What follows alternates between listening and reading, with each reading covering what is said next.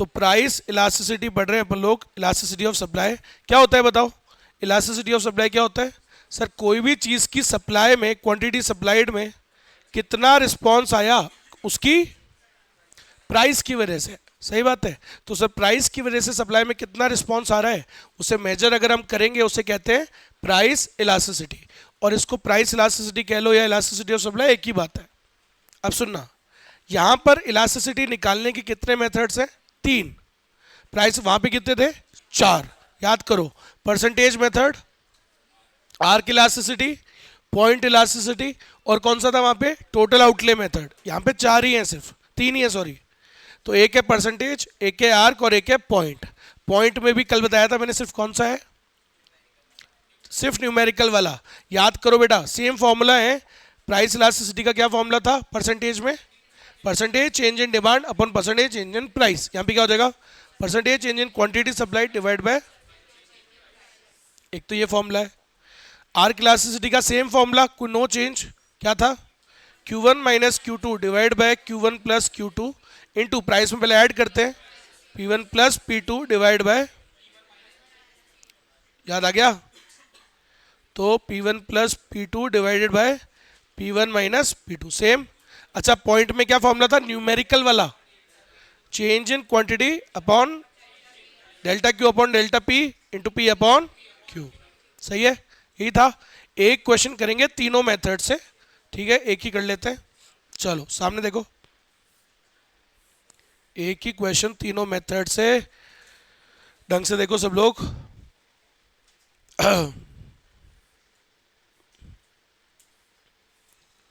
एक ही क्वेश्चन देखो, example.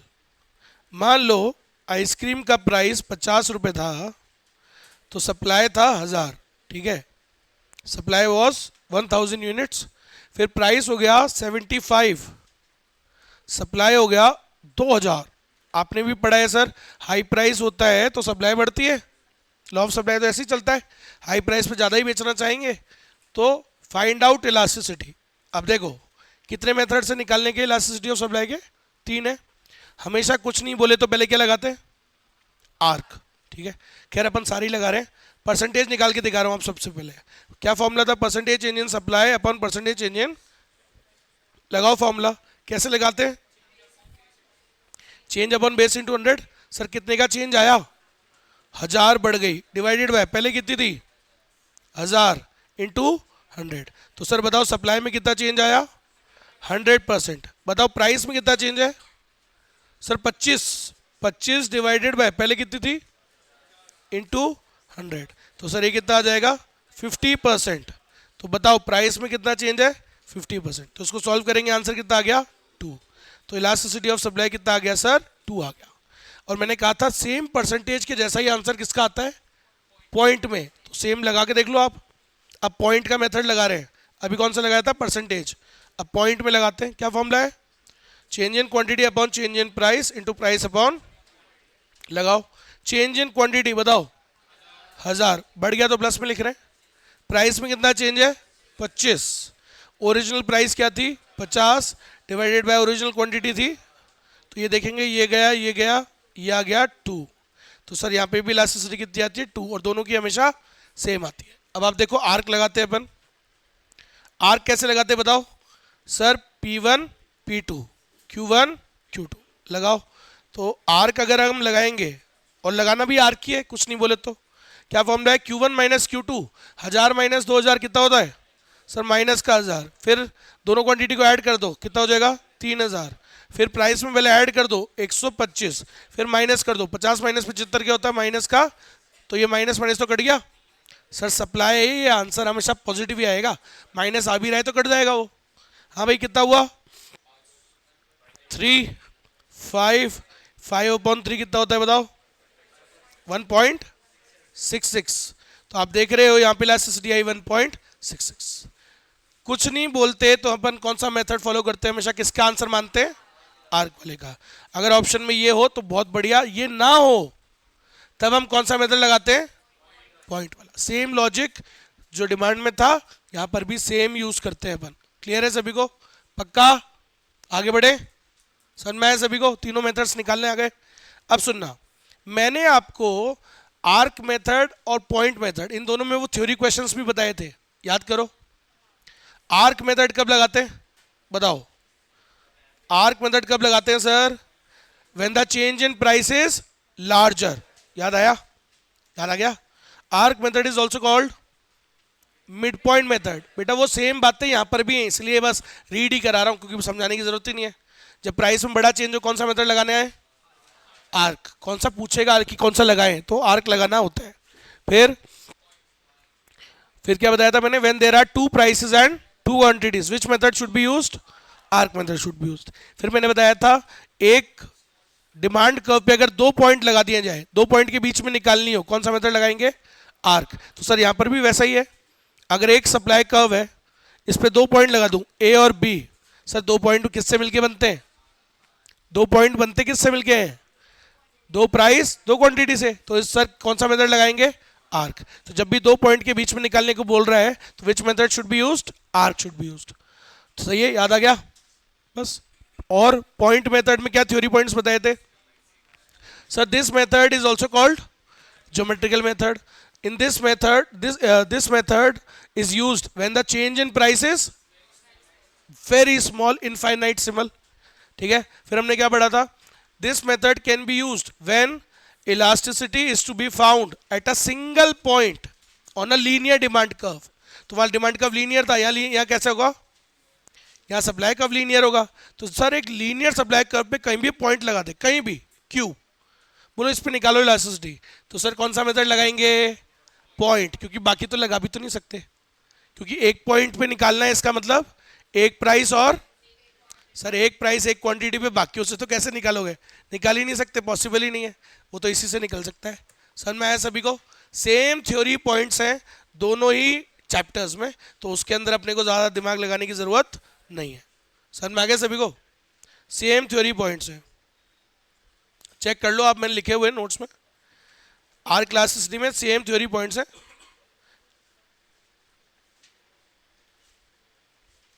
Same है भाई, जैसा डिमांड में था। ये पॉइंट का थ्योरी क्वेश्चंस, वो आर्क के theory questions. Arc method is also called mid point method. याद है? मेरी बुक के अंदर एक क्वेश्चन है जहां पे बुलाया हुआ है फाइंड आउट डिमांड वाले में, find out elasticity by using mid point method. अब बच्चा वहां तक भूल जाता है, बोला उसको क्या बोलते हैं? मिड पॉइंट ही तो बोलते हैं। तो मिड पॉइंट मेथड मतलब आर्क मेथड। ठीक है, हो गया। अब सुनिएगा, एक क्वेश्चन करा रहा हूं, सामने देखो। आईसीआई मॉड्यूल का है, मेरे मॉड्यूल में भी डला हुआ है। अब आपको दिखाता हूं आईसीआई मॉड्यूल में कितने क्वेश्चंस होते हैं। वहां से क्यों नहीं कराता हूं मैं, और मुझे टाइम ज्यादा क्यों लगता है बाकियों से, उसका रीजन है। आईसीआई मॉड्यूल में जो क्वेश्चंस होते हैं काफी कम होते हैं। आप देखोगे यहाँ पे चैप्टर नंबर 2 मतलब डिमांड सप्लाई कंज्यूमर इक्विलिब्रियम, तीनों चैप्टर्स के मिला के देखो आप कितने क्वेश्चंस हैं। तीनों चैप्टर के मिला के, तीनों के कितने क्वेश्चन देखोगे? 120। कितने क्वेश्चन है टोटल? 3 चैप्टर्स के मिला के 120 है। मेरे डिमांड के इससे ज्यादा है। समझ में आ गया? कंज्यूमर और सप्लाई के तो हटा ही दो आप। तो लगभग मेरे वाले में अगर आप देखोगे फर्स्ट पार्ट में कितने क्वेश्चन थे? 58 नहीं 68। सेकंड वाले में 58 और फिर 10 और, कितने हो गए? 134 136 तो डिमांड में है। फिर सप्लाई में है मेरे कम से कम 27-28 क्वेश्चन उसमें है ना। फिर उस कंज्यूमर में 33, कितने हो जाते हैं? समझ गए? 180 से ज्यादा है ना। मेरे वाले मॉड्यूल में क्वेश्चंस ज्यादा होते हैं, उसका कारण है क्योंकि उसके बाहर फिर आता भी नहीं है। और इसके कब करेंगे हम क्वेश्चंस? इसके जब अपना कोर्स खत्म हो जाएगा ना, तब आप इसको भरोगे। अभी आप मेरी शीट, अभी आप मेरी वाली बुक भर रहे हो। जब आपका कोर्स खत्म हो जाए तब भी तो कुछ प्रैक्टिस करने के लिए चाहिए ना। रिवीजन कैसे करोगे? रिवीजन मतलब प्रैक्टिस से ही तो होता है। तो तब आप ये वाली बुक भरेंगे। और आपको एक और बात बता दूं, इस 120 में 90% क्वेश्चन मेरे वाले ही है। तो 90 तो वही हो गए। हार्डली कुछ 10-12 क्वेश्चन है जो नए हैं, चेक कर लो आप, वही क्वेश्चन है जो मेरे वाले में डले हुए हैं। दिखा दूं आपको, देख लो भाई, सारे क्वेश्चन वही हैं। तो याद रखिएगा सब लोग, ये कोई बड़ी बात है नहीं इसलिए कि तो एंड में तो टाइम लगता ही नहीं है इसमें तो करने में, क्योंकि कितने क्वेश्चन है, सिर्फ 10 क्वेश्चन ही तो करने हैं 120 में से, 10-20 क्वेश्चन, 10-12 हार्डली जो अलग है, बाकी सारे वही है। दिखाऊं आपको, देखो देखते हैं।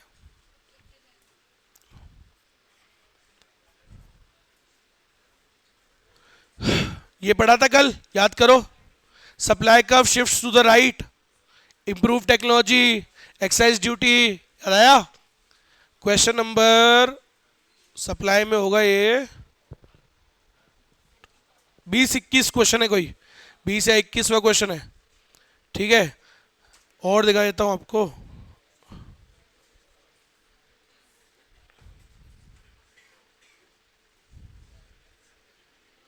ये पढ़ा था supply curve moves to the right, moves to the, है ना, राइट वर्ड वाला, तो वही तो है बेटा, बोल तो रहा हूं मैं आपको।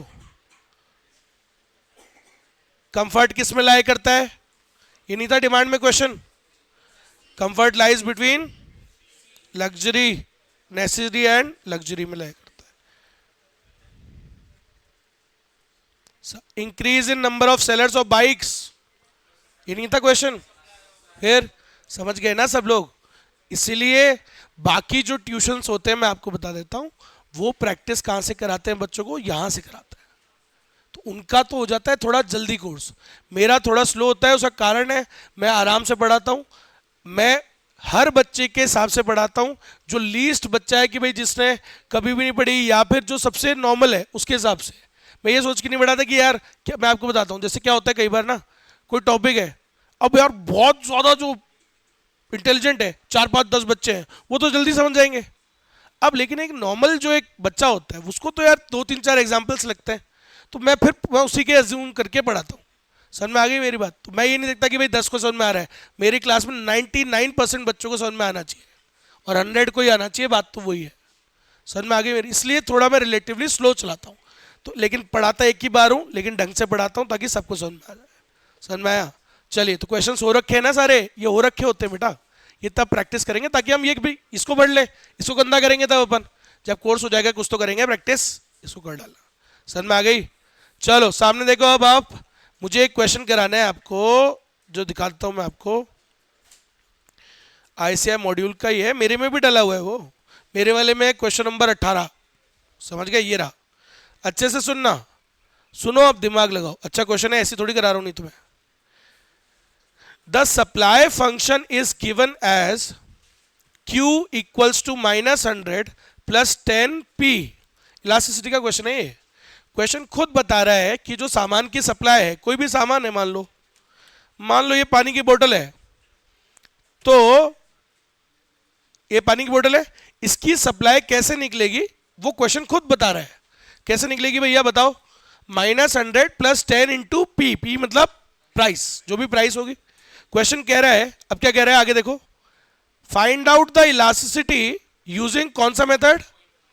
अब कौन सा मेथड लगाऊं इधर पॉइंट में, वो lower segment upon upper segment, segment है इसमें, आप समझ गए ना कौन सा फॉर्मूला लगता है, सिर्फ डेल्टा वाला। तो पॉइंट बोल रहा है मतलब कौन सा मेथड लगेगा, डेल्टा। तो लिख लो क्या होता है बताओ फॉर्मूला पहले, sir change in quantity upon change in price into price upon. अब यार ये वाला भी कैसे लगाएं, ये भी मुश्किल है लगाना। अब समझो सामने सब लिखा हुआ है ये, अरे मेरे नोट्स में लिखा है इसका सॉल्यूशन, भाई क्यों टेंशन ले रहे हो, मैंने नोट्स भेजे हुए हैं तुमको, उसमें है, हर बार कराता हूँ क्वेश्चन, अभी सिर्फ समझने पे ध्यान दो। तो इसको फॉर्मूले को देखो, सर इस फॉर्मूले में हम कैसे लगाएंगे, उसमें तो 2 प्राइस चाहिए, चेंज कैसे निकालोगे, है ना। अब आप देखना, क्वेश्चन ने क्या कहा कि प्राइस क्या है 15, प्राइस है 15 और क्वांटिटी कैसे निकलेगी वो उसने तरीका बताया है आपको। तो देखो हमारे पास पी तो है, लेकिन सर क्यू नहीं है, तो क्यू निकालने का तरीका दिया है ना उसने तुमको, स्टेप नंबर 1। तो ये लो, सबसे पहला स्टेप नंबर 1 क्या है, find out quantity. Find quantity कैसे निकालोगे, -100 प्लस 10 इंटू पी, पी की जगह कितना लिख देंगे, क्वेश्चन ने क्या कहा, व्हेन द प्राइस इज 15, तो निकालो इलास्टिसिटी।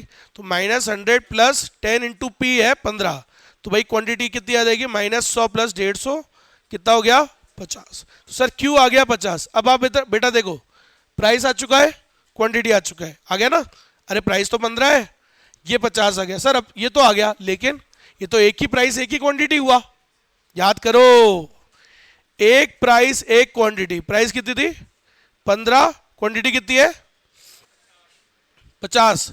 तो सर कौन सा मेथड, तो लगा ही नहीं सकते बाकी दोनों, तो ये तो एक ही पॉइंट हुआ, एक पॉइंट पे निकालने को बोलते तो कौन सा मेथड लगाना होता है, पॉइंट। और सही बात है, उसने कहा भी कौन सा है, पॉइंट।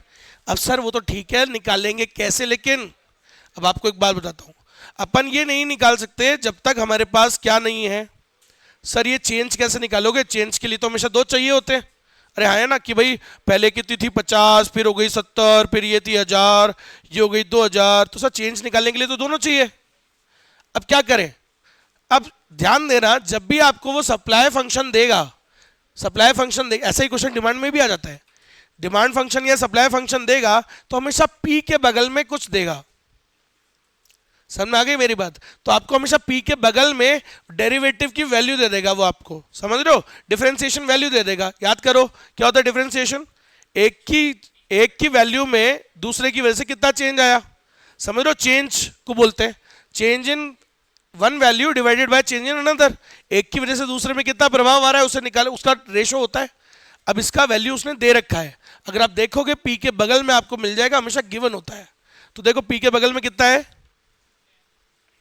अगर आप देखोगे यही मिल जाएगा, सर पी के बगल में ये दे रखा है 10, तो ये इसका आंसर ऑलरेडी आपको दे रखा होता है। तो अगर ये दे दे अगर आपको तो निकाल ही लेंगे सर, क्या दिक्कत है, बताओ इलास्टिसिटी कितनी आएगी। सर 10 इंटू ओरिजिनल प्राइस क्या है 15 डिवाइडेड बाय 50, तो ये कितना आ जाएगा सर 5, ये कितना आ जाएगा सर 3। सो इलास्टिसिटी कितनी आ गई 3। तो इसमें हमेशा ऐसे ही होता है, कुछ ना कुछ आपको देगा ही देगा, बिना देगा तो कैसे अपन भगवान थोड़ी निकाल लेंगे, देना ही पड़ेगा उसको, उसके बिना पॉसिबल है ही नहीं। तो हमेशा ऐसा होगा, या तो आपको प्राइस दे देगा और क्वांटिटी निकालनी पड़ेगी जैसे अभी अपने निकाली, या क्वांटिटी दे देगा प्राइस निकालनी पड़ जाएगी, और दोनों दे देगा तो लगा देंगे फॉर्मूला। आगे की बात समझ में सबको। एक और क्वेश्चन कराता हूं, सामने देखो, वो भी मेरे नोट्स में डला हुआ है सब, ये आईसीआई का, ये इससे आईएएस लेवल नहीं आता उसका, नीचे ही रहता है, समझ गया, सब कुछ देगा तुम्हें, बस आना चाहिए कि एक बार सीखा होना चाहिए, ठीक है। तो ये सब लिखा हुआ है बेटा नोट्स के अंदर, कुछ लिखने की जरूरत नहीं है, आप सिर्फ सामने समझने पे ध्यान दो। दिखा देता हूं आपको क्वेश्चन, देखो, अरे ये रहा भैया, ये रहा, ये रहा क्वेश्चन, यही तो कराया अभी। If supply function is this, ये रहा, ये रहा, ये रहा, ठीक है, ये क्वेश्चन करा दिया। स्टेप नंबर 1 फर्स्ट क्या है, फाइंड आउट क्वांटिटी, क्वांटिटी निकाली 50 आ गई, उसके बाद क्या करेंगे सर, फॉर्मूले में डाल देंगे, आंसर आ जाएगा। इसका वैल्यू कहां दे रखा होता है, ये देखो पी के बगल में दिख जाएगा, ये दे रखा है इधर, समझ गए, ठीक है। अब एक क्वेश्चन है, चलो आप करके दिखाओ, दिख रहा है सभी को, हाँ भाई इधर इधर, supply of a good is this, ये रहा, ये नीचे दिख रहा है, Q equals to 20 plus 3 into P, 3P। अगर क्वेश्चन कह रहा है इफ प्राइस इज 6, तो बताओ क्वांटिटी क्या होगी, प्राइस अगर 6 है तो क्वांटिटी क्या होगी 38। कैसे निकाला, 20 प्लस 3 इंटू पी की जगह क्या लिख दोगे 6, तो 3 6 जा 18, 18 और 20 38। देख रहे हो तुम मैथ्स मेरी शानदार, ये होते कितनी आई, अरे 38 आ गई ना, इजी है। अच्छा क्वेश्चन, अब थोड़ा चेंज, ये लो, अगर ये है supply function Q equals to -10 plus 2P, Q equals to -10 plus 2P, if price is 10, बताओ क्वांटिटी क्या होगी, अगर प्राइस है 10 तो सर प्राइस लिख देंगे 10, तो 2 इंटू 10 हो गया 20, -10 प्लस 20 कितना होता है सर 10, सही है। अब एक चेंज, सेम क्वेश्चन सामने देखो, कितना था -10 प्लस 2P, है ना। अब सामने देखो क्वेश्चन क्या कह रहा है, at what price the quantity will be 0। अब दिमाग लगाओ, किस प्राइस पे निकालना क्या है, प्राइस, किस प्राइस पे क्वांटिटी 0 होगा, तो सर सिंपल है, क्वांटिटी में 0 लिख दो, तो क्वांटिटी में लिखा 0, इक्वल्स टू -10 प्लस 2p, -10 उधर ले लो, 10 इक्वल्स टू 2p। तो सर p कितना आ गया, 10/2। कितना आ गया, 10/2 कितना आ गया। तो क्या सीखे, at what price the quantity will be 0, 5। ये हाईएस्ट लेवल है, इसके नीचे देगा आईसीआई, वो ये वाला भी नहीं दे सकता। आगे बात समझ में, तो ये करा दिया, इसका मतलब इसके नीचे देगा वो, समझ रहे हो। चलिए, तो ये भी हो गया खत्म। तो हमने इलास्टिसिटी निकालने के सारी चीजें पढ़ ली, ठीक है। आर्क तुमको आता ही है निकालना, परसेंटेज तुमको पहले से ही आता है, डेल्टा वाला आता ही था, और ये ऐसा क्वेश्चन जो आता है ये भी सिखा दिया। सेम डिमांड में भी आ सकता है। अब सुनो एक और बात, अरे सुनो सुनो सुनो, आईसीआई को लगता है तुम भोंदू हो, बुद्धू हो, बुद्धू लीद हो। वो कई बार पता है क्या करता है, सुनो, तुम्हें क्या चाहिए यहाँ पे, अरे अपने को क्या चाहिए होता है इस फॉर्मूले में, delta Q upon delta P, है ना। सामने देखो, अरे बेटा ऐसे की बता रहा हूं, देखो वो तुम्हें क्या समझता है। देखो ये डेल्टा वाला फॉर्मूला दिख रहा है, अपने को क्या चाहिए होता है, डेल्टा क्यू अपॉन डेल्टा। वो कई बार दे देता है तुमको delta P upon delta Q. अब उसको लगता है तुम कर नहीं पाओगे, नहीं कर पाओगे। Delta Q upon delta P है 1/2। वो और क्या ही बना दिया क्वेश्चन यार, बच्चे कर ही नहीं पाएंगे ऐसा लगता है उसको। हाँ भाई बताओ, अपने को क्या चाहिए, डेल्टा तो क्या हो जाएगा सर, रेसिप्रोकेट कर देना उसको, सिंपल सी बात है, ठीक है। चलो और सुन लो, अब सुनो, ये तो हो गया खत्म, है ना। अब याद करो, डिग्रीज ऑफ इलास्टिसिटी नाम का टॉपिक अपन ने पढ़ा था डिमांड में। 5 डिग्रीज होती है बेटा, अगर आपको याद है तो जल्दी से निपटा दो यार, मैं नहीं चाहता बोर हो जाता हूं मैं। हाँ भाई, डिग्रीज कितनी होती थी, 5। याद है मैंने कैसे बताया था, कैसे याद करना है वो बना लेते हैं अपन तो खुद ही। कौन सा मेथड लगाते हैं इसमें, डेफिनेशन किससे बनाते हैं, परसेंटेज से। Percentage change in demand upon percentage change इन, उसी से तो बनाते थे। बताओ इस फॉर्मूले में 1 कब आएगा, बराबर होगा। सर वो एक चीज गड़बड़ कर दी ना सर, अरे वो सप्लाई है, कटता और नहीं है, सप्लाई। हाँ भाई कब आएगा 1, जब दोनों बराबर होगा। डेफिनेशन क्या हुआ, what is unit elastic supply, sir it is a situation when the percentage change in quantity supplied is equal to the percentage change in, sir जितना चेंज प्राइस में है अगर सेम बराबर चेंज सप्लाई में है तो उसे हम क्या कहेंगे, यूनिट इलास्टिक सप्लाई कहेंगे। ऐसा होता है क्या, अरे बहुत बार होता होगा कि सोचो प्राइस बढ़ी 50%, सप्लाई भी बढ़ गई 50%, हो गया दोनों बराबर चेंज। तो जब भी दोनों बराबर आ रहा है क्या कहेंगे हम, यूनिट इलास्टिक। देखो तो सर प्राइस मान लो ये पानी की बोतल 20 रुपए की थी, तो आप 100,000 सप्लाई कर रहे थे, अभी कितनी हो गई सर, 10 रुपए बढ़ गई, अदर फैक्टर्स बीइंग कांस्टेंट, अब आप ज्यादा बेचना चाह रहे हो। सर ये तो कितने का चेंज आया, आप देखो सप्लाई में भी 50% बढ़ी और प्राइस भी कितनी 50% बढ़ी, sir there is equal change दोनों में, तो इलास्टिसिटी क्या होगी 1। अब सुनना, diagram is very important degrees वाले टॉपिक में, पहले भी बता चुका हूं अभी भी बता रहा हूं, अच्छे से समझो डायग्राम। ये दीदी ने जो डायग्राम बनाया है गलत बनाया है, सामने देखना, पहला वाला नहीं वो तो गलती बनाया, दूसरा भी गलती है, समझ रहे हो। अब आपको बताता हूं क्यों गलत है, बताओ। सर दोनों में कितना चेंज है, इक्वल, तो जितना प्राइस बढ़ा उतना ही तो डिमांड बढ़ेगा, सप्लाई बढ़ेगा। अब एक बार बताओ, प्राइस बढ़ाया दीदी ने कितना, है ना कम, और ये बढ़ा दिया ज्यादा, तो ये सही थोड़ी है डायग्राम, रॉन्ग डायग्राम है। इसलिए पता है आपको बताता हूं, सही आंसर में कहां से पास ऑन करेगा वो जो सप्लाई कर्व है it will pass through X axis, oh sorry origin. देखो दीदी का भी कहां पास कर रहा है, ओरिजिन। दीदी डायग्राम तो गलत बनाया है लेकिन दीदी ने काटा सही जगह है, क्योंकि दीदी लड़की है, तो लड़के बेचारे भोले होते हैं, लड़कियां उनको पागल बना देती हैं, काट दे गलत डायग्राम में भी दीदी ने सही जगह कट किया है। अभी आपको दिखाता हूं मैं बेटा, सामने देखो, अरे रील्स के लिए भी करना पड़ता वायरल, सोचो लगा दूंगा मैं भी कहीं ना कहीं तो। हाँ लेकिन बात सच है कि नहीं, बेचारे आजकल लड़के बोले से ही होते हैं, आजकल ड्रम में मिलते हैं, कभी कभी लड़के ड्रम में मिल रहे हैं, कभी वो भाई साहब बैंगलोर में वो एक लड़की ने वो जला दिया उसको है, लड़के को बांधा है ना, और उसको तेल डाल के जला दिया। तो आजकल खैर, अरे समझ गए दीदी ने डायग्राम क्यों गलत बनाया है? देखो बेटा आपको सही बनाना है घर पे। सामने देखो, प्राइस क्या थी 20, सप्लाई क्या थी, सामने देखो सामने देखो। अरे अभी आप देखना मेरा कहने का क्या मतलब है।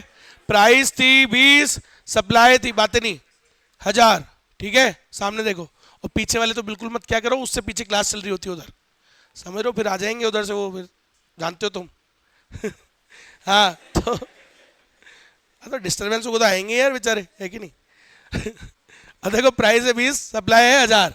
प्राइस कितनी बड़ी सर 50%, सप्लाई भी कितनी बड़ी 50%, तो दोनों बराबर बनाओ ना। उसने गलत बनाया है। अब आप देखना जब सही से डायग्राम बनाओगे वो अपने आप कहां से पास करेगा, ओरिजिन से। अब आप देखो प्राइस बढ़ी 50%, तो मैं देखो ये 50%, जितनी प्राइस बढ़ी है ना है ना, और उतनी ही सप्लाई को बढ़ाओ। 19-20 का भी फर्क किया तो आंसर में 19-20 हो जाता है, याद रखना। और तुम्हारे सीए में तो 19-20 नहीं 39-40 हो जाता है। हाँ भाई कितनी हो गई थी 1500।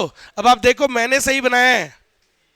अब आप देखो ये कहां से अपने आप ही पास ऑन कहां से करेगा, आप ढंग से देखना, ये देखो कहां से पास ऑन कर रहा है। मुझे टेढ़ा नहीं करना पड़ा लाइन को, समझ रहे हो, मेरा सही रहा डायग्राम, अपने आप ही वो ओरिजिन से पास करेगा। याद रखना कहां से पास ऑन करता है, इसमें पूछ लेता है कि कहां से पास करेगा सप्लाई का, और कैसा बनता है अपवर्ड स्लोपिंग रेक्टेंगुलर हाइपरबोला। तो याद रखिएगा दोनों रेक्टेंगल्स बराबर होते हैं, लेकिन दीदी के तो गलत है। दीदी ने डायग्राम गलत बनाया है, काटा एकदम दीदी है ना। देखो अगर ये सही से डायग्राम, भाई ठीक है डायग्राम चलो गलत बनाया, लेकिन अगर भाई थोड़ी तो ईमानदारी रख, इसका पता है कहां से कट रहा है। अरे मतलब यार तुम पागल हो क्या। हाँ अगर ये सही से इसको ज्वाइन करेगी तो ये तो इधर जा रहा है, ये वाली एक्सिस काटते हुए जाता है। कौन सी, ऐसा जब भी होता है ना इलास्टिक डिग्री में होता है ऐसा, कहां से पास ऑन करेगा वो, जब प्राइस में कम चेंज है सप्लाई में ज्यादा है, कहां से पास ऑन करेगा, अपने आप ही वाई एक्सिस काटते हुए जाएगा। समझ में आ गया। जब फ्लैटर होता है ना डायग्राम वाई एक्सिस काटेगा, और जब स्टीपर होता है तो एक्स काटेगा, और जब 1 है डिग्री कहां से काटते हुए जाएगा, दीदी दीदी ने टेढ़ी कर दी लाइन। आगे की आवाज समझ में सबको।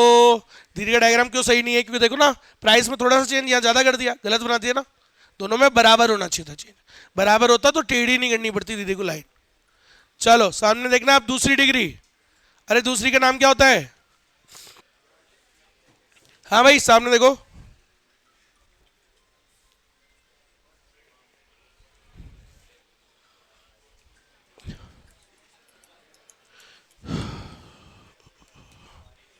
हाँ भाई। अच्छा बताओ 1 से ज्यादा कब आएगा उस फॉर्मूले में, अरे जल्दी बता दो। 1 से ज्यादा कब आएगा, जब ऊपर हो बड़ा चेंज, नीचे हो छोटा चेंज। सही है, बताओ। It is a situation when the percentage change in quantity supplied is more than the percentage change in price. तो सर डिमांड सप्लाई में चेंज हो ज्यादा प्राइस के कंपैरिजन में, प्राइस में उतना चेंज नहीं है, सप्लाई में ज्यादा रिस्पॉन्स आया, तो इलास्टिक ही कहोगे ना सर। देखो प्राइस कितनी थी 20 से 30, कितनी बढ़ी 50%, और सप्लाई में कितना चेंज है सर 100%। तो सर डिग्री कितनी बोलोगे, इलास्टिक डेफिनेशन बनाओ। It is a situation when the percentage change in quantity supplied is more than the percentage change in price. Price के मुकाबले सप्लाई में बढ़िया रिस्पॉन्स आया तो उसे क्या कहते हैं अपन, इलास्टिक सप्लाई कहते हैं। और डायग्राम देखो, इसका डायग्राम बनाया था दीदी ने जो इसमें बनाना होता है। देखो प्राइस में कितना सा चेंज, थोड़ा सा 50%, और सप्लाई में ये है सही, कोई दिक्कत नहीं, बहुत ज्यादा चलेगा लेकिन वो गड़बड़ नहीं होना चाहिए, ये सही है कोई दिक्कत नहीं है। सब प्राइस में थोड़ा सा चेंज है और सप्लाई में ज्यादा है, ठीक है। तो अब आप इसको जोड़ोगे, ये अपने आप ही कहां से काटते हुए जाएगा बेटा, अगर सही से बनाओगे तो ये अपने आप it will pass through Y axis, समझ रहे हो। देखो ये तो याद रखने ना, पूछ लेता है वो कई बार कि सप्लाई कहां से पास ऑन करेगा। कैसा बन रहा है पहले तो बताओ, supply curve is upward sloping flatter, और कहां से पास ऑन करेगा? It will pass through y axis.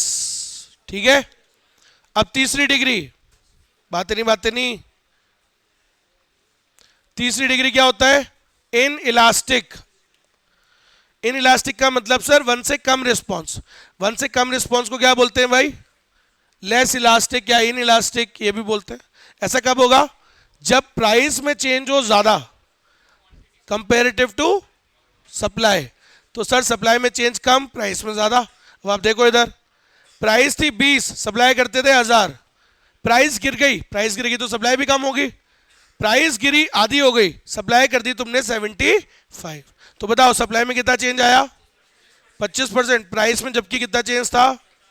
तो सर निकालोगे तो आंसर क्या आएगा? 0.1 से कम आ रहा है। 1 से कम मतलब कोई रिस्पॉन्स नहीं आया, आया तो है, लेस आया है। तो लेस रिस्पॉन्स को क्या कहते हैं? In elastic. और नो रिस्पॉन्स को क्या कहते हैं? Perfectly in elastic. याद आया? जीरो थोड़ी आया है सर, थोड़ा तो आया ही है ना। थोड़ा आने को क्या कहते हैं? In elastic. और ये कब आता है? जब प्राइस में चेंज हो ज्यादा, सप्लाई में कम हो। डायग्राम देखो। अब इसका डायग्राम भी दीदी ने गलत बना दिया है, दोनों में बराबर चेंज है, लेकिन काटा सही है सही जगह काटा है। अरे दोनों बराबर नहीं दिख रहा तुमको? है ना बराबर? तो यार बराबर थोड़ी होता है, प्राइस में चेंज होगा ज्यादा, सप्लाई में चेंज होगा कम। तो राइट डायग्राम शुड बी, याद रखिएगा। आप सही बनाना घर पे जाके, चिपका मत देना कॉपी करके। सप्लाई प्राइस कितनी थी? प्राइस 50, सप्लाई क्या थी? 1000 मान लेते हैं, ठीक है 50। और वो कितना हो गया? प्राइस में चेंज था 50%, है ना? प्राइस बढ़ी है घटी? बढ़ी थी घटी थी? बढ़ा लो यार 50%। ये लो बड़ा चेंज, देखो प्राइस में चेंज बढ़ा, सप्लाई में चेंज कम है। तो ये कम दिखना चाहिए ना, बराबर ही दिखा दिया दीदी ने दोनों। तो ये कितना हो जाएगा? मान लो 1200 मान लेते हैं। तो यहाँ 20%, इधर 50%। हाँ भाई, अब बताओ दोनों को जोड़ोगे अपने आप ही कहां से कट करेगा बेटा? गलत बनाने की जरूरत ही नहीं है। देखो आप अपने आप कहां से काटते हुए जाएगा, ये कहां से कट करके जा रहा है? एक्स पे काटेगा वो। तो याद रखना सर कैसा होता है सप्लाई कर्व? अपवर्ड स्लोपिंग और स्टीपर। अपवर्ड और स्टीपर बेटा, डिमांड और इसमें सेम ही है। वहां था डाउनवर्ड और स्टीपर, यहाँ अपवर्ड और स्टीपर। वहां था डाउनवर्ड और फ्लैटर, यहाँ डाउनवर्ड और अपवर्ड और फ्लैटर। तो ये डाउनवर्ड और स्टीपर बनता है पासिंग थ्रू कौन सी एक्सिस? एक्स को कट करते हुए जाएगा। ओरिजिन से कब कट करते हुए जाता है? जब इलास्टिसिटी यूनिट हो, है ना? ठीक है। सेकेंड लास्ट डिग्री, तो सुनिएगा बेटा, ये डायग्राम सही बनाना, अपनी उसमें दिमाग रखना कि गलत बनाया हुआ दीदी ने, ठीक है? चलो सामने देखो, फिर बता दूं आपको बीकॉम में यही वाली इकोनॉमिक्स आती है। अगर आप मेरे वाले से ढंग से इकोनॉमिक्स पढ़ लोगे, बीकॉम में पढ़ने की जरूरत ही नहीं पड़ेगी। ज्यादा ही आता होगा आपको, तो आप जितना ज्यादा लिखोगे उतना बेटर है। अभी आपको लगता है कि सर एमसीक्यू है सर क्या पढ़ना, अरे वहां तो फुल आएगा ना, इसलिए ढंग से ही पढ़ाई करा करो, क्योंकि बीकॉम की पढ़ाई भी साथ साथ चल रही है। समझ गए? चलो, तो ये हो गया आपका तीसरी। चौथी डिग्री क्या होती है बताओ? सर जीरो मतलब बढ़ ही नहीं सकती। समझ गए मेरी बात? तो सर आप बताओ कैसी बनेगी इसकी डेफिनेशन? पढ़ा हुआ है अपन ने। It is a situation when the quantity supplied, there is no change in quantity supplied due to change in price. Sir ये वो सिचुएशन होती है जब क्वांटिटी सप्लाइड में बिल्कुल कोई रिस्पॉन्स नहीं आ रहा, चेंज ही नहीं हो रही सर, नो रिस्पॉन्स। तो सर कैसा बनता है डायग्राम? वर्टिकल। याद करो वैसा डिमांड में भी पढ़ा था, सेम डायग्राम है यहाँ तो sir it is a situation when quantity supplied of a good remains unchanged. मान लो तुम्हारे दूध की डेयरी थी, 50 रुपए किलो दूध बेचते थे, 250 लीटर बेचते थे रोज का, उतना ही प्रोडक्शन था। अब कोई आया तुम्हारे पास बढ़िया अमीर आदमी, बोलो मैं 70 रुपए दूंगा, ज्यादा दे दो, तो तुम क्या बोलोगे? बोले सर नहीं हो सकता, उतना ही हो सकता है, नहीं बढ़ सकता। समझ गया मेरी बात? तो उतरे की उतनी है, प्राइस भी चेंज हो गई सर, हाई प्राइस दे रहा है, लेकिन सप्लाई नहीं बढ़ सकती, इसका मतलब सप्लाई इज फिक्स्ड। तो उसे क्या कहेंगे हम?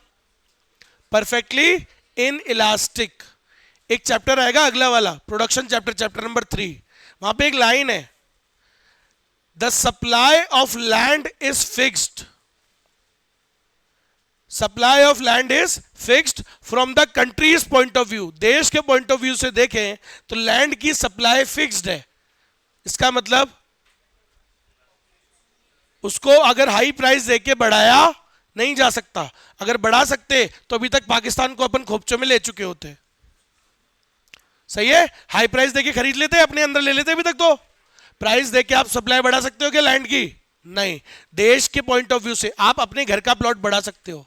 इंडिविजुअल पॉइंट ऑफ व्यू से सप्लाई इज इलास्टिक, इलास्टिक मतलब हाई प्राइस देके उसे बढ़ाया जा सकता है, लेकिन देश के पॉइंट ऑफ व्यू से लैंड की सप्लाई नहीं बढ़ाई जा सकती। इसका मतलब एक लाइन है, the supply of land is dash perfectly inelastic, that means it cannot be increased।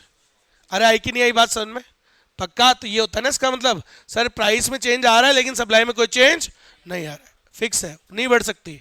तो ऐसे सिचुएशन को क्या बोलते हैं? Perfectly inelastic. तो क्या होता है perfectly inelastic? It is a situation when quantity supplied of a good remains unchanged due to change in price. सब प्राइस तो चेंज हो रहा है लेकिन सप्लाई में कोई चेंज नहीं है। तो बताओ इसका डायग्राम कैसा बनेगा? सेम डिमांड में बनाया था अपन ने, कैसा आएगा बताओ? इलास्टिसिटी क्या आती है? जीरो। तो सुनो कैसे आती है? सर सप्लाई में कोई चेंज ही नहीं आया, जीरो। तो 0% डिवाइडेड बाय प्राइस में चेंज कितना है? मान लो 40%, 0.40 इज जीरो ही होता है। समझ में आया? और डायग्राम कैसा बनेगा बताओ? वर्टिकल, सेम डिमांड में भी वर्टिकल था, सप्लाई में भी सेम होता है, डिट्टो। हाँ भाई, तो प्राइस थी 50, सप्लाई क्या थी? 250। सब प्राइस बढ़ गई फिर भी सप्लाई क्या है? नहीं बढ़ सकती सर। तो इन दोनों पॉइंटों को ज्वाइन करोगे कैसा बनेगा बताओ? कैसा बनेगा? वर्टिकल और parallel to X Y axis. और लास्ट डिग्री क्या है? When elasticity is infinity. Sir infinity आए तो क्या बोलेंगे उसको? लेकिन ऐसा आता कब है? जब अपने आप ही सप्लाई बढ़ गई sir, without any change in price, same price पे सप्लाई बढ़ गई। बढ़ सकती है क्या? क्यों? अदर फैक्टर्स नहीं बढ़े थे अपन ने, बढ़ी जाती है।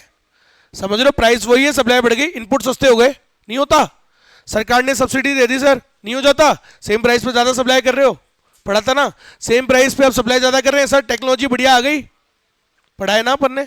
सेम प्राइस पे भी सप्लाई बढ़ सकती है। बताओ प्राइस 20 है, सप्लाई 100, सेम प्राइस पे सप्लाई बढ़ गई सर, अपने आप ही बढ़ गई।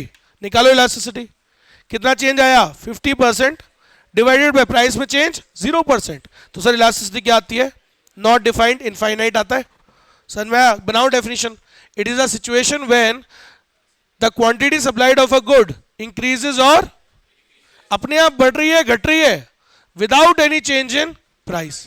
सब बिना प्राइस में चेंज है, अपने आप ही बढ़ रही है, अपने आप ही घट रही है। तो ऐसे को तो क्या बोलोगे? परफेक्टली इलास्टिक ही बोलेंगे सर, तगड़ा ही इलास्टिक है ये तो। और कैसा बनेगा कर्व? यहां पे आपको देख लो, प्राइस 20, सप्लाई कितनी थी? 100।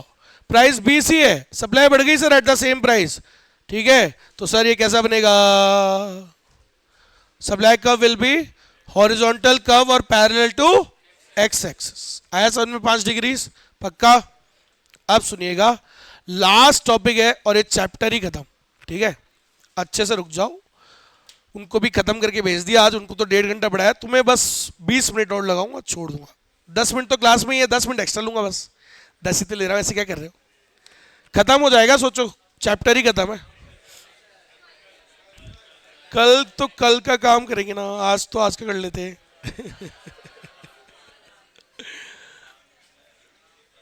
यार फ्री तो हूं मैं भी, क्या करूंगा बैठ के? तुम भाई फ्री हो, क्या करोगे? पढ़ लो यार। 20 मिनट का टॉपिक है। अच्छा एक बार 10 तो वैसे ही बच्चे ना, देखते हैं, क्या पता 2-3 मिनट की जरूरत पड़े। लास्ट टॉपिक है, थोड़ा सा 8 फैक्टर्स है। डिमांड में भी थे factors affecting elasticity of demand. याद करो कौन कौन से फैक्टर्स थे? Availability of substitute, number of uses, habituals, price range, complementary goods, tight demand. याद आया? वैसे ही फैक्टर्स है, लास्ट है बस। हाँ भाई नंबर 1 सामने देखो, अगर शांति से रखोगे क्या पता ही अभी 5-10-15 मिनट में खत्म हो जाएगा। सुनो, खत्म भी तो हो रहा है। मैं फिर बोल रहा हूं, गोल क्या है इस मंथ? पूरी माइक्रो। तो फिर थोड़ा थोड़ा स्ट्रेच ही तो कर रहे हैं, उनको भी तो करा 1.5 घंटा। सामने देखो, टाइम पीरियड, सुनना, टाइम पीरियड क्या है सर? टाइम पीरियड से इलास्टिसिटी पे फर्क पड़ता है क्या? अभी आपने खुद देखा 5 डिग्रीज होती है, कई बार आंसर 1 से ज्यादा आता है, कई बार 1 से कम, sometimes there will be good response, कभी लेकिन रिस्पॉन्स कम आता है। तो सर क्या फैक्टर्स है जिनकी वजह से ऐसा होता है? पहला रीजन मैंने बताया टाइम पीरियड। देखो सर टाइम एक बहुत बड़ा फैक्टर है, मैंने आपको पहले भी बताया था। सोचो कोई पेरेंट है, डबल फीस देने को तैयार है, बोलो सर हमारे बच्चे को पास करा दो 4 दिन में। अब 4 दिन आप भी जानते हो क्या है, इनसफिशिएंट टाइम है कि काम नहीं हो सकता है। अब आप समझे, टाइम पीरियड जब इतना कम हो तो आप यार सर 2 गुना प्राइस दे दो चाहे 3 गुना, काम तो आप समझ गए, सप्लाई में चेंज नहीं आया ना, मैं नहीं कर सकता मतलब नहीं कर सकता, कोई भी नहीं कर सकता, समझ गए। तो जब टाइम पीरियड कम दिया जाए तो सप्लाई क्या होती है, हमेशा इन इलास्टिक। और टाइम पीरियड अगर इनफ हो, सफिशिएंट हो, तो आराम से बढ़ा दोगे। मान लो तो किसी का पेरेंट आया, बोले सर डबल फीस देंगे, 4 महीने में बच्चे को पास करा दो। मैंने कहा बिल्कुल करा दूंगा, लाओ पैसे सर। अब आपने देखा यहां आराम से अपन सप्लाई कर सकते हैं क्योंकि टाइम पीरियड इज इनफ। अरे बात समझ में आ रही है क्या मेरी बात? तो जहां टाइम पीरियड अच्छा खासा होता है, सप्लाई में बढ़िया आप चेंज कर पाओगे, बट टाइम पीरियड ही कम है तो सप्लाई में ज्यादा चेंज नहीं कर पाओगे। अरे आई कि नहीं आई बात समझ में? पक्का? मान लो मैंने आपको बोला, मैंने कहा मुझे नहीं पता 4 चैप्टर्स के नोट्स कल तक खत्म होने चाहिए। अब कल तक तो मुश्किल है, लेकिन अगर मैं बोलूं मैं कि यार 1 महीना दे रहा हूं तो हो सकता है ना काम। तो जहां टाइम पीरियड ज्यादा है, आराम से खूब है, तो वहां demand supply will be elastic, और जहां टाइम पीरियड कम होता है वहां supply will be in elastic. Demand में भी था सेम पॉइंट, याद करो। Maruti is offering discount of 1 lakh for 20 days and Maruti is offering the same discount for 2 days. कहां इफेक्ट ज्यादा आया था? 20 डेज। लॉन्गर टाइम में हमेशा इफेक्ट ज्यादा ही आता है। हाँ भाई नंबर 2, कर लो कर लो कर लो। हाँ सुनो सेकंड पॉइंट, जल्दी जल्दी। सेकंड पॉइंट बेटा, सेकंड जो पॉइंट है इसका नाम है नंबर ऑफ प्रोड्यूसर्स। एक बात बताओ, मार्केट में टेलीकॉम कंपनी कितनी है? कितनी है? 5 है हमारे देश में, है ना। 5 क्यों है सर? क्योंकि उस इंडस्ट्री में क्या है, बहुत सारे सर 5 ही क्यों है? ठेले वाले सब्जी वाले तो बहुत सारे हैं, गोलगप्पे वाले तो बहुत सारे हैं, टेलीकॉम वाले कम क्यों है? अरे क्यों है बोलो ना? क्योंकि हर कोई वो बिजनेस नहीं कर सकता, there are lot of barriers. तो सर जहां बैरियर्स ज्यादा होते हैं, हर कोई नहीं आ पाएगा, तो कंपटीशन कम होगा, नंबर ऑफ फर्म्स कम होगी। और मैंने पढ़ाया था नंबर ऑफ फर्म्स वाला पॉइंट, जब नंबर ऑफ फर्म्स कम होती है तो सप्लाई भी क्या रहेगी? कम। जानबूझ के कम बेचते हैं, जहां कंपटीशन कम है जानबूझ के सप्लाई क्या रखी जाती है? कम, और सप्लाई में चेंज ज्यादा नहीं करते, इसलिए इनइलास्टिक। कैसा बोलते हैं? मोनोपोली। मैंने बताया था ना, मोनोपोली में क्या होता है सर? एक ही फॉर्म है, इतने बैरियर्स, सबसे ज्यादा बैरियर्स ही वही होते हैं, कोई आ ही नहीं पा रहा, सोचो एक के बाद। मोनोपोली है, इतने बैरियर्स, तो सर ऐसे मार्केट में हमेशा सप्लाई क्या रहेगी? इनइलास्टिक। जानबूझ के कम रखते हैं। बताओ रेलवे कब आई थी दुनिया में? इंडिया में रेलवे कब आई थी? 1982। रे कंजरो, 12वीं क्लास में इंडियन इको में पढ़ाया जाता है, फर्स्ट चैप्टर में। कब आई थी रेलवेज इन इंडिया? 1850, 1850। और पहली ट्रेन कब चली थी? 1853, बॉम्बे टू थाने। पढ़ाता नहीं हूं मैं 11वीं 12वीं, इसका मतलब ये नहीं कि मेरे को आता नहीं है। पढ़ाया नहीं क्या आपको कि स्कूल में? यार ऐसे क्या कर रहे हो, स्कूल में आता है तो बुक में था। चलो कोई बात नहीं, लेकिन मैं ये क्यों दिया सवाल, सुनो। रेलवे को आए हुए 170 साल से ज्यादा हो चुके हैं। अरे अभी भी 170 साल से ज्यादा हो गए इंडिया में आए हुए, yet the supply is in elastic. अभी भी उसने डब्बे ज्यादा नहीं बढ़ाए, क्यों? अभी भी मारा मारी रहती है टिकट की, क्यों? मोनोपोली है ना सर, कोई और है ही नहीं। तो जानबूझ के सप्लाई कम ही रख रहा है, वो बढ़ाने को बढ़ा सकता है ना डब्बे, ताकि कम ना बढ़े। अरे उसको भी पता है गर्मियों की छुट्टी में हर कोई जम्मू वैष्णो माता जाता है और भीड़ लगती है, टिकट की मारामारी होती है, टिकट नहीं मिलती। इतने सालों से पता है ना उसको ये बात, तो टिकट बढ़ा क्यों नहीं रहा डब्बे? जानबूझ के सप्लाई क्या रखा जाता है sir? Come, so that demand is high, supply is, so that price क्या चार्ज कर सकेगा वो? हाई। समझ गए? तो जहां बैरियर्स ज्यादा होते हैं ना, बैरियर ज्यादा है तो नंबर ऑफ फर्म्स कम होंगी, तो सप्लाई जानबूझ के क्या रखते हैं? कम। ज्यादा चेंज नहीं करेंगे, इन इलास्टिक रखते हैं। और अब दूसरा एग्जांपल, सब्जी वाला। सर सब्जी वाले में कितने सेलर्स होते हैं? ठेले वाले सब्जी जो बेचते हैं खूब सारे होते हैं सर। तो जहां खूब सारे हैं वहां पे कभी सप्लाई कम पड़ेगी क्या?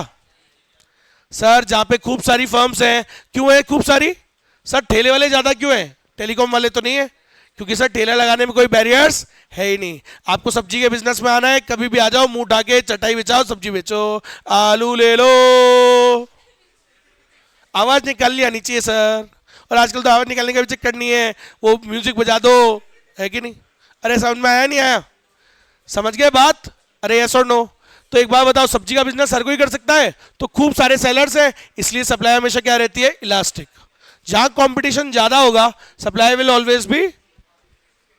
बेटा बाद में किसी ने पूछा ना, माथा फोड़ दूंगा, कि जब पढ़ा रहा होता हूं तुम सुनते नहीं हो। पढ़ लो ढंग से पागलो, ये निकलेगा ना ऐसे हवा के जैसे, पता भी नहीं लगेगा। हाँ तो याद रखो, जहां पे नंबर ऑफ फर्म्स क्या होती हैं? ज्यादा। जहां पे ज्यादा होगी सर वहां पे तो सप्लाई हमेशा खूब रहेगी ना। समझ रहे हो? खूब सारी फर्म्स है तो सप्लाई विल ऑलवेज भी इलास्टिक। बढ़िया चेंज आता है उधर, ज्यादा ही रहेगा। अब third point, technique of production. ढंग से सुनो, खत्म हो जाएगा आज। टेक्निक ऑफ प्रोडक्शन, मान लो मैं बनाता हूं पेन्स, नहीं समोसे, हलवाई हूं मैं, तुम बनाते हो मोबाइल। अब बताओ दोनों में से कौन ऐसा सामान बनाता है जिसमें कॉम्प्लेक्स टेक्निक लगती है? मोबाइल। समोसा ऐसे बन जाता है क्या? यस, थोड़ा इजी होता है ना सर। समोसा बनाने में क्या है, ऐसे यूं बनाया, वो ऐसे यूं उसको पापड़ा बनाया, बीच में आलू डाला, टक टक टक करके डाल दिया। और सीखना भी कोई बड़ी मुश्किल नहीं है। आप समझ रहे हो? एक लेमैन को बुला के भाई तीन चार, अगर मान लो मेरे पास कहीं से बड़ा ऑर्डर आ जाए, so I can call upon lot of, तीन चार बंदों को बुला के सीख जाएंगे वो, दो बात 10 बना के तो सीख जाते हैं। इजी है ना? अब आप सुनना, तुम्हारे वाले सामान में क्या है? कॉम्प्लेक्स टेक्निक लगती है। अब मान लो दोनों को अपने को बढ़िया ऑर्डर मिला डबल। सोचो, तुम बेचते हो मोबाइल, है ना, 10, मान लो 20,000 का मोबाइल बेचते हो, और तुम रोज का सप्लाई था तुम्हारा 1000। कितने बनाते हो? 1000। मैं समोसे बनाता हूं, मान लो सेम 20 रुपए का समोसा है, 1000 समोसे बनाता हूं। ढंग से सुनना, अब पता है ना किसकी कॉम्प्लेक्स लग रही है, किसका इजी है? अब सुनो मेरे एग्जांपल में, भाई मेरे पास एक ऑर्डर आया, 30 रुपए दे रहा है वो, और वो मांग रहा है 2000 समोसे दे दो। 30 रुपए पे 2000 समोसे मांग रहा है, ठीक है। अब लेकिन मैं तो आराम से बढ़ा लूंगा, क्योंकि सर कोई मेरा तो क्या है, सामान बहुत आसान है, कॉम्प्लेक्स टेक्निक लगती नहीं, कुछ आसान है, 4 बंदों को बुलाऊंगा, उनसे बनवा लूंगा समोसे, कोई बड़ी चक्कर नहीं है। लेकिन तुम्हारे पास भी मान लो एक ऑर्डर है, 30,000 प्राइस मिल रही है, बट 2000 बनाना है सेम एक दिन में। अब एक बार बताओ, तुम कैसे बनाओगे? ऐसे एक दिन में बन जाएगा? और बनाना आसान है क्या? हर कोई बना देगा? बोले सर रोड से उठा के किसी से भी बनवा लो मोबाइल, बना लेगा? नहीं। समोसा तो बना लेगा? अरे आई के बात समझ में? तो बताओ दोनों एग्जांपल्स में who can make a bigger change in supply? Who can easily supply मोर? मैं आराम से बढ़ा सकता हूं, क्योंकि सर मेरे सामान में क्या है, सिंपल टेक्निक लगती है, बट जिसके सामान में कॉम्प्लेक्स टेक्निक इन्वॉल्व है वहां सप्लाई ऐसे अचानक से ज्यादा नहीं बढ़ सकती। समझ में आई मेरी बात? तो supply will be in elastic, मेरी वाली में सप्लाई क्या रहेगी? इलास्टिक। आया समझ में? पक्का? ऐसा ही सेम एग्जांपल है, सुनना, अवेलेबिलिटी ऑफ इनपुट्स। सुनो सेम एग्जांपल, मैं समोसे बनाता हूं, तुम मोबाइल बनाते हो, तुम्हारा ज्यादातर इनपुट्स कहां से आता है? अब्रॉड से, चाइना, कुछ मतलब कुछ चीज आती है चाइना से, कुछ आती है जापान कोरिया से आती है, लेकिन मेरा तो सामान कहां से आता है? समझ रहे हो? जमुना लाल की दुकान से, समझ रहे हो, और लल्लन की ठेले से, समझ रहे हो? भाई सब्जी तो लेता हूं, सब्जी और वो सामान सट्टा, समझ रहे हो? तो मेरा तो इनपुट्स क्या है? The inputs of my good is easily available, but your inputs are not easily. अब बताओ दोनों के पास सेम वही ऑर्डर आया ऊपर वाला, ठीक है, बढ़िया प्राइस मिल रही है, डबल करना है, कौन इजीली सप्लाई बढ़ा सकता है? I can easily supply more because मेरे इनपुट्स इजीली अवेलेबल है, तो सप्लाई विल बी इलास्टिक। मेरे में तो बढ़िया प्रभाव आ जाएगा, मैं तो बढ़ा दूंगा, लेकिन तुम ज्यादा नहीं बढ़ा पाओगे, क्योंकि तुम्हारे इनपुट्स तो बल्क ऑर्डर पे आते हैं ना। बोले सर ऐसे थोड़े थोड़े थोड़ी मंगाते रहेंगे रोज रोज, समझ रहे हो? बाहर से आता है वो, और इजीली अवेलेबल भी नहीं है। अरे हाँ है ना, 1 महीने पहले ऑर्डर मारना पड़ता है। अब आप समझ गए who can make a bigger change in supply? क्योंकि मेरे इनपुट्स इजीली अवेलेबल है, बट आपके केस में easy inputs are not easily available, so you can not make a big change in supply. तो आपकी सप्लाई क्या रह गई, ज्यादा चेंज नहीं कर पाओगे ना, इन इलास्टिक। आया समझ में? उसके बाद सिक्स्थ पॉइंट पहले देखो, mobility of factors between the goods. मतलब फैक्टर्स क्या होते हैं, इनपुट्स। मान लो मैं तुम बनाते हो मोबाइल, है ना, तुम अभी तक बनाते थे मोबाइल, अब बोला सर मोबाइल का काम धंधा अच्छा नहीं चल रहा, अब हम सोच रहे हैं मोबाइल ना बना के क्या बनाए, कार। सुनना, can you use the same factors in the car? Sir जिन मशीनों से मोबाइल बनता था उससे कार बना लोगे क्या? नहीं बनेगी ना, तो you have to bring new factors. सही है, तुम्हारे तो पुराने वाले तो वेस्ट हो गए, है ना, नया ही लाना पड़ेगा, वो तो काम नहीं आएंगे बिकॉज फैक्ट मोबिलिटी नहीं है। You can not shift the factors from this use to this use. But मेरे वाले में सुनना, अब मान लो मैं तो क्या बनाता हूं, समोसे। अब समोसे अच्छे नहीं चल रहे हैं तो भाई मैं वो, अब मैं सोच रहा हूँ वो बनाऊंगा छोले और वो भटूरे, समझो, छोले भटूरे बना रहा हूं मैं। तो अब बताओ समोसे अच्छे नहीं चल रहे, तो same factors, can I use the same factors इन छोले भटूरे? भाई वही कढ़ाई में बन जाएगा ना? बोलो नहीं सर उसके लिए तो कढ़ाई लगाएगी, घंटा कढ़ाई लगेगी, वही कढ़ाई में बनेगा ना? अरे है ना, तो बोलो वही कढ़ाई वही भट्टी, अरे यस और नो तो बोलो। क्या वही फैक्टर्स वहां काम आ गए क्या? आ गए। तो एक बार बताओ, जहां पे फैक्टर्स इजीली शिफ्ट हो सकते हैं, in that case where the factors have perfect mobility you can shift from one use to another use, तो वहां पे सप्लाई क्या होगी, इलास्टिक। मैं तो आराम से बढ़ा लूंगा, मैं तो नया बिजनेस कर लूंगा छोले भटूरे का। क्या तुम इजीली शिफ्ट कर सकते हो क्या? No sir. तो आपके वाले में सप्लाई क्या रहेगी सर, इन इलास्टिक। समझ में? और एग्जांपल ले लो भाई, मान लो मैं खेती करता था, दालें उगाता था, दाल पल्सेस। अब पल्सेस का काम अच्छा नहीं चल रहा, मैं सोच रहा हूं फ्रूट्स उगाऊंगा, है ना।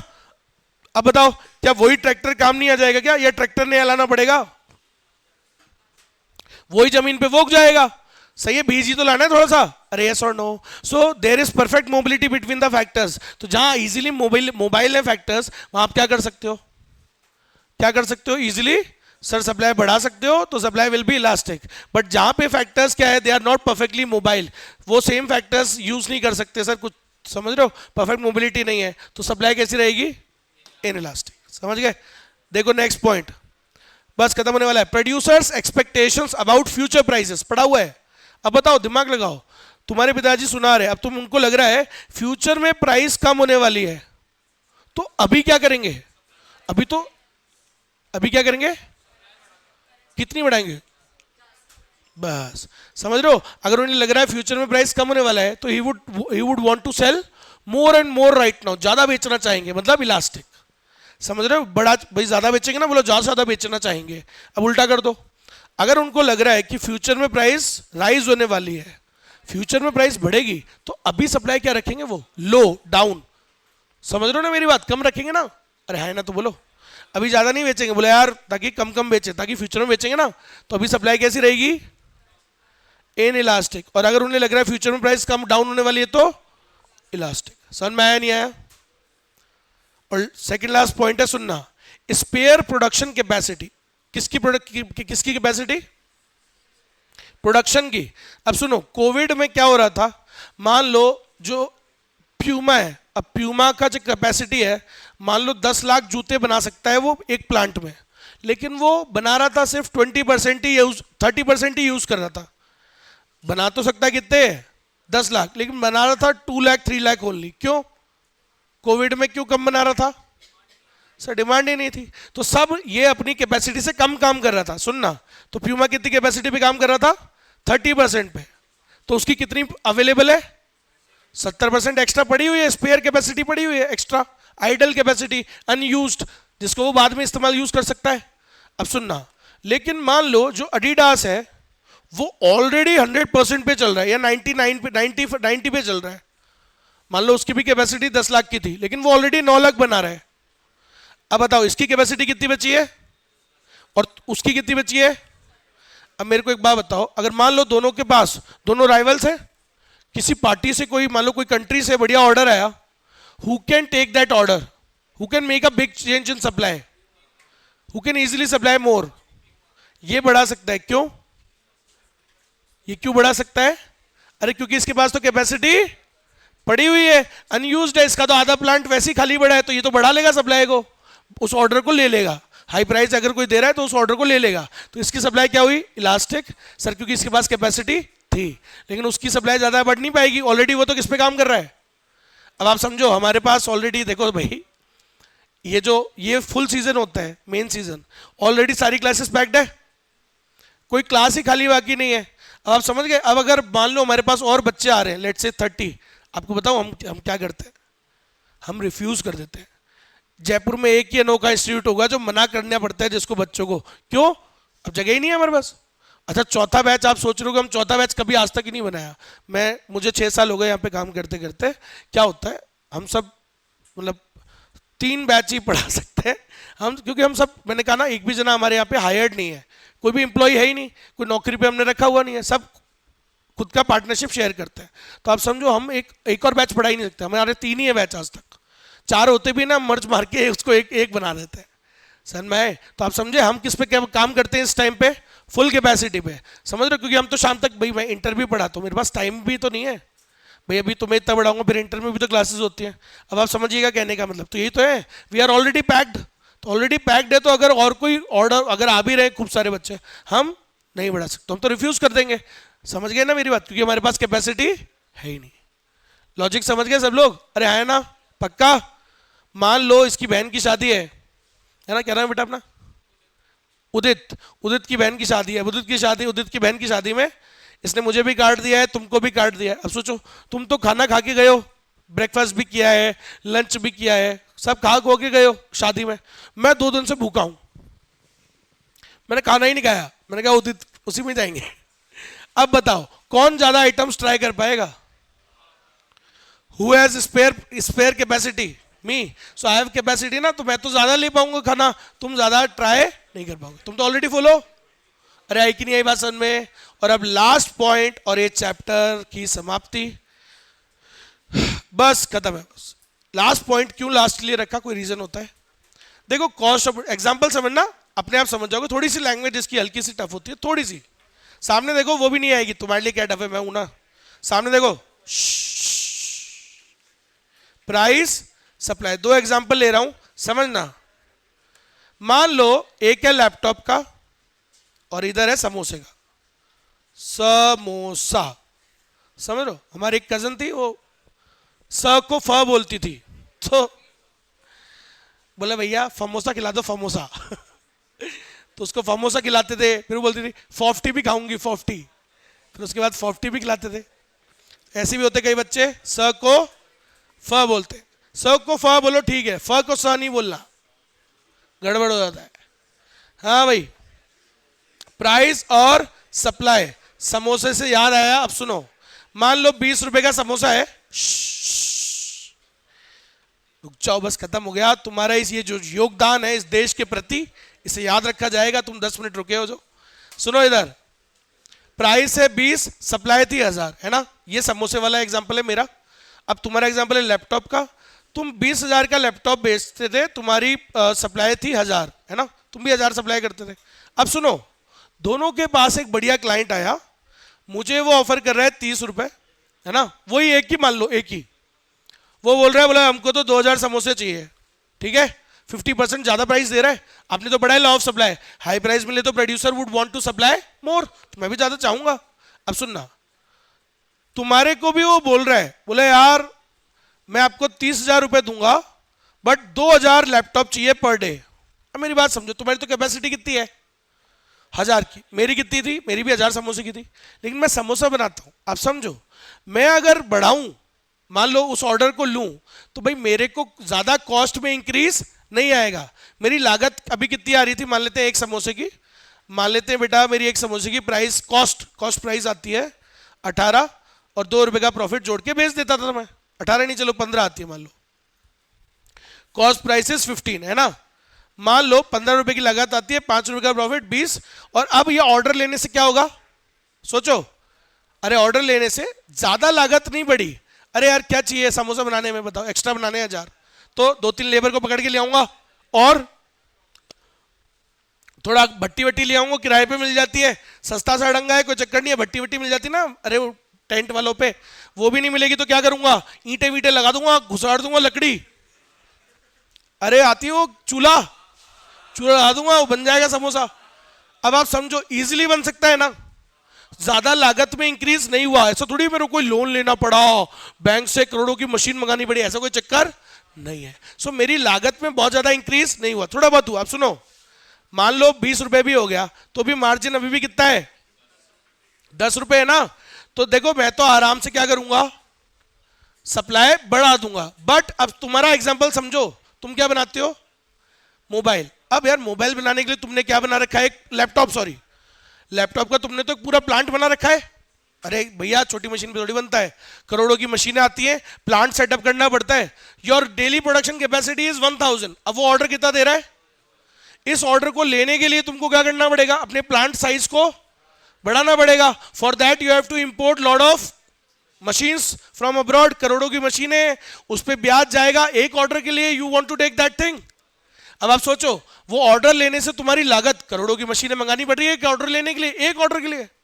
अब आप सोचो उससे आपकी लागत जो है, अभी तक मान लेते हैं तुम्हारे लैपटॉप पड़ता था 17,000 का, 3,000 का एक लैपटॉप पे फायदा और 20,000 का बेचते थे।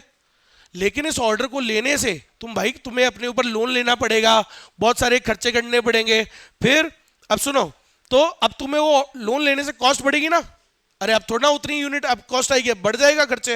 अब मान लो तुम्हारे खर्चे आ रहे हैं, मान लेते मैं कह रहा हूं 29,000। अब सुनो भाई, खर्चे तो बढ़ेंगे, करोड़ों की मशीन मंगाओगे तो। अब तुम्हारा इस ऑर्डर को लेने के बाद में मार्जिन क्या हो गया, सिर्फ 1,000 का मुनाफा हो रहा है सर। तो मेरे को एक बात बताओ, would you take this order और रिफ्यूज इट? क्यों? बिकॉज इट्स ऑर्डर को लेने से the cost of there the increase in cost of production will be much higher and profit will be very lower, margin ही कम हो रहा है सर। तो ऐसे ऑर्डर को अपन जनरली क्या कर देते हैं, रिफ्यूज। तो कभी कभार ऐसा होता है, increasing the production causes a high increase in cost of production. Production बढ़ाने से हमारा हाई इंक्रीज हो रहा है कॉस्ट ऑफ प्रोडक्शन में, तो सर ऐसे वाले में हम क्या कर देंगे, जाने दो ऑर्डर को, सप्लाई ज्यादा चेंज नहीं करेंगे, supply will be in elastic. तुम तो नहीं करोगे लेकिन मैं कर दूंगा ना। मैंने क्यों कर दी, क्योंकि मेरी लागत में कोई बहुत ज्यादा इंक्रीज नहीं हुआ। समोसे ही तो बनाते थे, 4 ईंटें लगाया, डंडा डाला, हो गया काम। अरे आई कि नहीं आई बात समझ में, पक्का? तो याद रखो, if increasing the production does not cause a high increase, it is causing a very small increase in cost of production, तो supply will be elastic। आप easily supply क्या कर दोगे, ज्यादा। आया कि नहीं आया समझ में? समझ में आ गया? टाटा बाय बाय, चैप्टर खत्म। सारे क्वेश्चंस करेंगे, 27 क्वेश्चन है इसके। कल बुक लेके आना भैया, करके लाना। वैसे 27 क्वेश्चन है, बहुत आसान है, सारे डिफिकल्ट तो मैंने करा दिए थे यहीं पे ही। बच्चा क्या है उसमें,